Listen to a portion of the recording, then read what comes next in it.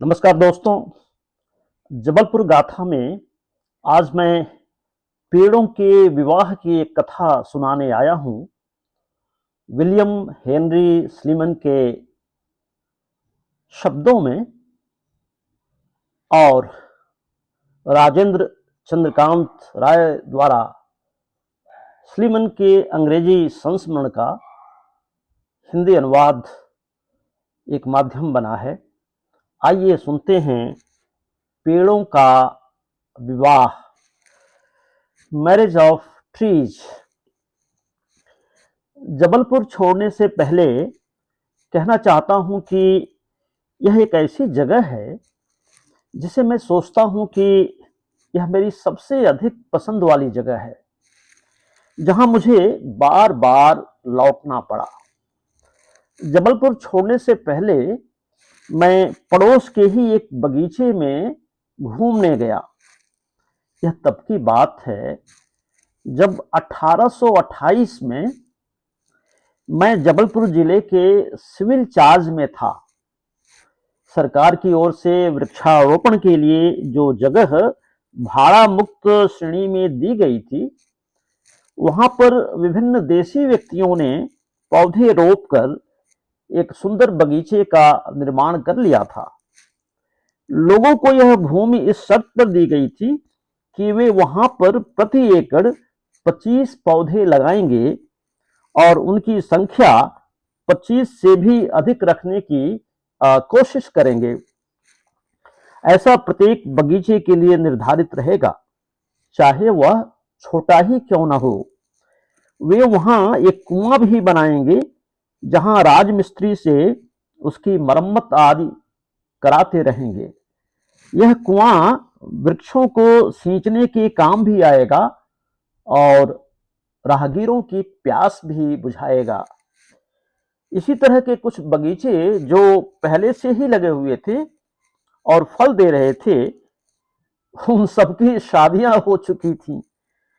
हिंदुओं में यह परंपरा है कि जो व्यक्ति बाग लगाता है, वह और उसकी पत्नी उसमें उत्पन्न होने वाले फलों को तब तक नहीं चखते जब तक कि वे आम के पेड़ की शादी किसी दूसरे पेड़ से नहीं करा देते।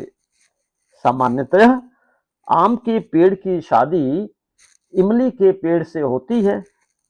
यह बगीचा भी उस दूसरे बगीचे के पास ही था। ये बगीचे जबलपुर के कैंट और नगर के बीच में हैं। इनके मालिक एक बुजुर्ग बरजोर सिंह ने पौधों को लगाने, उन्हें सींचने, दीवार और पक्के कुएं आदि बनवाने में बहुत अधिक धन खर्च कर दिया है। उनकी आर्थिक स्थिति अब ऐसी नहीं रह गई है कि वे बगीचे के एक वृक्ष की भी शादी कर सकें। एक वृक्ष जो सबसे पुराना है, वह सन 1833 में फल देने लायक हुआ। बरजोर सिंह और उसकी पत्नी इस बात से बहुत अप्रसन्न थे कि वे उसके फल को नहीं चख सकते, क्योंकि उनके बच्चों ने उन्हें यह बता भी दिया था कि उस पेड़ के फल बहुत स्वादिष्ट हैं। वे ऐसा सोचते थे कि उन्होंने अपनी एक महत्वपूर्ण जिम्मेदारी को पूरा नहीं किया है, जबकि विवाहों का एक और मौसम निकला जा रहा है। उन्होंने इसी कारण अपने सोने और चांदी के सभी जेवर बेच दिए ताकि पेड़ की शादी कर सकें। अगले साल मौसम आने से पहले बगीचे के सभी पेड़ों की रीति रिवाजों के साथ शादी कर दी जाएगी और बगीचे का सेवक, यह बूढ़ा जोड़ा, सन 1834 में अपने लगाए पेड़ों के फलों को चख सकेगा। ऐसे विवाह के अवसर पर जितनी बड़ी संख्या में ब्राह्मण को भोजन कराया जा सके, वह बाग के मालिक के लिए उतने ही सौभाग्य का कारण बनता है। जब मैंने बरजोर सिंह से पूछा, कितने ब्राह्मणों को तुमने भोजन कराया, उसने बहुत शर्मिंदा होते हुए बताया, केवल 150। उसने मुझे आम के उन पेड़ों को दिखाया जो विवाह के अवसर पर वर की भूमिका में थे, परंतु मुझे उनकी वधू कहीं दिखाई नहीं पड़ी। मैंने पूछा, और वधू इमली कहाँ है? मेरे पास इस बाग में इमली का केवल एक ही पेड़ था और अब वह भी मर चुका है। शादी के पहले ही वह मर गया। परंतु मेरे भाग्य से मुझे चमेली का एक पेड़ मिल गया है जो आम की दुल्हन बन गई है। मैंने उसे यहाँ लगाया था, इसलिए जरूरत पड़ने पर उसका उपयोग हो गया। विवाह के समय दूल्हा और दुल्हन के लिए एक ही मंडप बनाया गया था। जब विवाह कार्यक्रम संपन्न हो गया, माली ने इमली का ध्यान नहीं रखा, इसलिए वह मर गई। तो इमली के मर जाने पर तुमने सभी पेड़ों के लिए चमेली को प्राथमिकता दी। हाँ, इसलिए कि वह सभी पेड़ों के लिए सर्वाधिक उपयुक्त है और इससे गुलाबों की रक्षा भी होती है। तुमने गुलाब का चुनाव वधु के रूप में क्यों नहीं किया? क्योंकि हमने पहले कभी नहीं सुना कि आम और गुलाब की शादी हुई हो। गुलाब तो आम और चमेली के बीच में मजे से दिन गुजारते रहते हैं। उस बाग से लौटने के बाद मैंने नाश्ता किया और फिर एक विद्वान मुस्लिम सज्जन से मुलाकात की जो कि उचेहरा के बालक राजा के पालक हैं। वे अपना काफी समय जबलपुर में रहकर गुजारते हैं। मैंने बातचीत के दौरान उन्हें बताया कि आज मैं एक आम्र कुंज में भ्रमण करने गया था। मैंने यह भी बताया कि हिंदू लोग आम के पेड़ का विवाह करने की परंपरा का किस तरह पालन करते हैं। तब उन्होंने मुझे बताया कि हिंदुओं में यदि कोई तालाब का निर्माण कराता है तो वह उस तालाब का पानी तब तक नहीं पीता जब तक कि वह तालाब की शादी किसी केले के पेड़ से नहीं करा देता। विवाह के निमित्त ही तालाब के तट पर केले का पेड़ भी लगाया जाता है। उन्होंने मुस्कुराकर कहा, लेकिन क्या आप उम्मीद करते हैं कि जो हिंदू लोग यह विश्वास करते हैं कि इंद्र स्वर्ग में राज्य करते हैं, वे साल में 8 माह सोते रहते हैं। बचे हुए 4 माहों में उनके काम 2 भागों में बट जाते हैं। एक तो धरती में बारिश करना और अपने धनुष से राजा बलि को मारने की कोशिश करना, क्योंकि वे अपनी तपस्या से स्वर्ग का राज्य प्राप्त करने का प्रयास करते रहते हैं। राजा बलि को विष्णु ने यह वरदान दिया था कि वे उसे स्वर्ग का राज्य दिला देंगे। मौलवी साहब ने आगे बताया कि हम आकाश में जो बिजली चमकते हुए देखते हैं, हिंदुओं का विश्वास है कि असल में वो इंद्र के द्वारा छोड़े गए तीर हैं। ये तीर राजा बलि का संहार करने के उद्देश्य से छोड़े गए हैं। मेरे अच्छे दोस्त मौलवी साहब, बहुत से अच्छे मुसलमान भी इस बात पर विश्वास करते हैं कि आकाश में जो उल्कापात होता है वह असल में शैतान के द्वारा तोड़ लिए जाने वाले तारे हैं। ये तारे वे देवदूत हैं जो संसार का भला चाहते हैं। टूटे हुए तारे जब आसमान में दिखें तो इसका यही मतलब निकाला जाता है कि नक्षत्रों के समूह में से शैतान किसी तारे को नष्ट करने की कोशिश कर रहा है। क्या यह सच नहीं है? हाँ, यह सही है, परंतु इसके लिए हमें पैगंबर साहब ने अधिकार दिया है। उन्होंने आकाश से अपने साथियों के द्वारा इसे जमीन पर हम लोगों के लिए भेजा है। यही हमारी परंपरा है और हम इस पर विश्वास करते हैं। जब हमारे पैगंबर साहब धरती पर आए तो उन्होंने पाया कि जादूगरों के द्वारा लोगों को पीड़ित किया जा रहा है। जादूगर अपने जादू व मंत्रों के द्वारा अपने घृणित खिलौनों का प्रयोग कर रहे थे। वे शैतानों और भूत पिशाचों के हितों का संरक्षण कर रहे थे। वे उन्हें सता रहे थे जो स्वर्ग इसलिए भेज दिए गए थे कि वे उन आदेशों को सुने जिन्हें देवदूत के द्वारा ईश्वर से ग्रहण किया जाता है, ताकि उन्हें मनुष्यों तक पहुंचाया जा सके। उन आदेशों को सुनने पर वे जादूगरों को इसकी जानकारी दे देते हैं।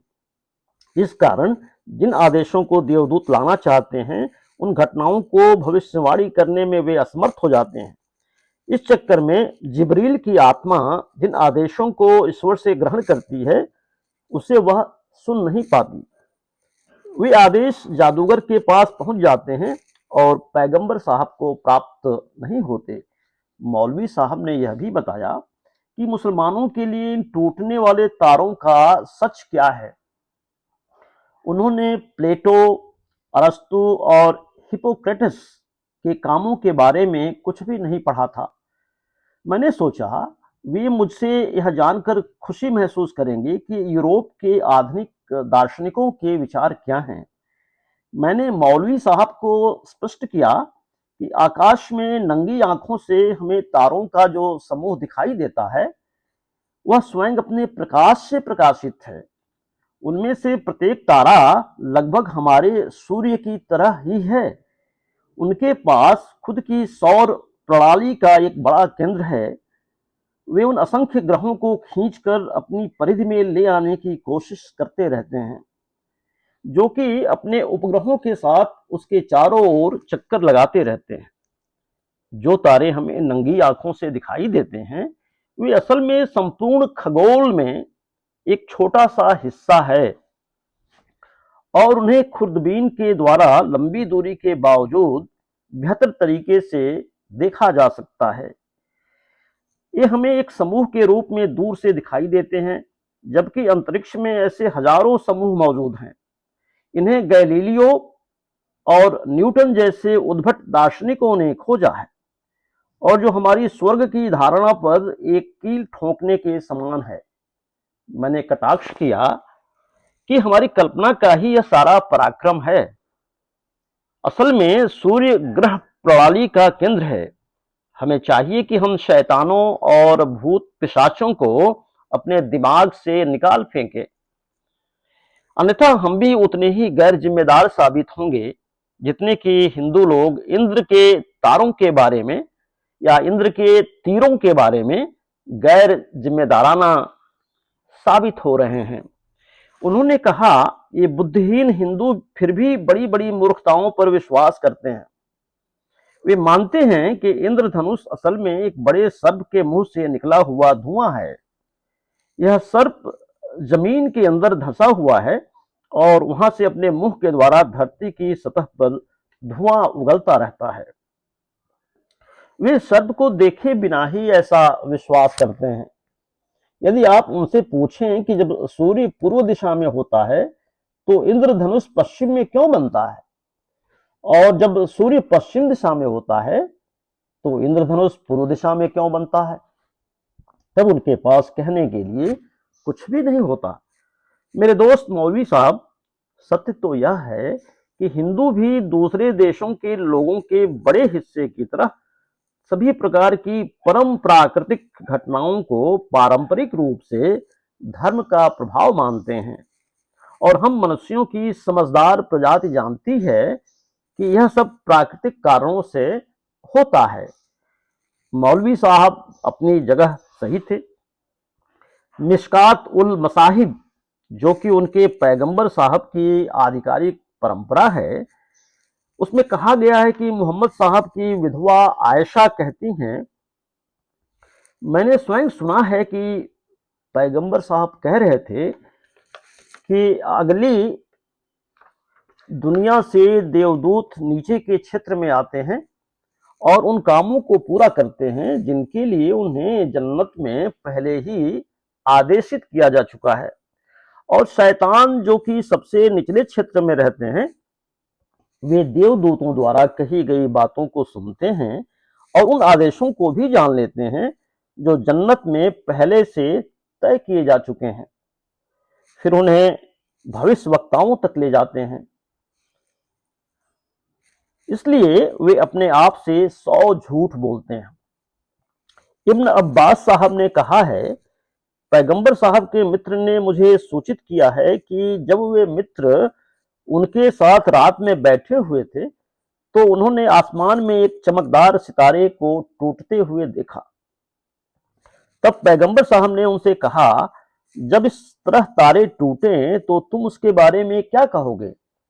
उन्होंने कहा, खुदा और पैगंबर साहब ही इस बारे में बेहतर जानते हैं। हम तो यही समझते और कहते हैं कि आज रात कोई महान व्यक्ति जन्म लेगा और किसी महान व्यक्ति की मृत्यु होगी। तब पैगंबर साहब ने कहा, तुम गलती पर हो। इस तारे का टूटना न तो किसी की मृत्यु से संबंधित है और न ही जीवन से। जब हमारा पोषणकर्ता किसी कार्य के लिए आदेश देता है, तब राज सिंहासन धारण करने वाला हालेलुयाह गाता है, और उस क्षेत्र में रहने वाले लोग जो धारणकर्ता के निकट होते हैं गीत को दोहराते हैं, और तब तक ऐसा करते रहते हैं जब तक वह सबसे नीचे के क्षेत्र में नहीं पहुंच जाता। इसके बाद देवदूत, जो कि राज सिंहासन के धारणकर्ता के निकट होता है, कहता है, तुम्हारे पालनकर्ता का क्या आदेश है? तब वे उसे सूचित करते हैं। फिर यह संदेश एक क्षेत्र से दूसरे क्षेत्र में पहुंचता है। इस तरह संदेश अंत में सबसे निचले हिस्से में रहने वाले लोगों तक पहुंच जाता है। शैतान वहां से इसे चुरा लेता है और उसे लेकर अपने दोस्त जादूगर तक पहुंचा देता है। फिर ये तारे उस शैतान पर फेंके जाते हैं, न कि किसी की मृत्यु या जन्म के लिए। जादूगर ने जो बात कही वह उसने शैतान से सुनी थी। यह जादूगर झूठ बोलता है और वे जो सुनते हैं उसके बहकावे में आ जाते हैं। कुतादाह कहता है, खुदा ने तारों का सृजन 3 उपयोगों के लिए किया है। पहला उपयोग है क्षेत्र को उन तारों से सजाना, दूसरा है शैतान को उनसे मारना, तीसरा जब लोग जंगलों और समुद्रों के रास्ते जा रहे हों तब उन्हें राह दिखाना। अगर कोई इसके अलावा उनकी कोई और व्याख्या करता है तो वह गलत है और समय की बर्बादी भी है। उसका कथन सिर्फ उसी का आविष्कार और सजावट है।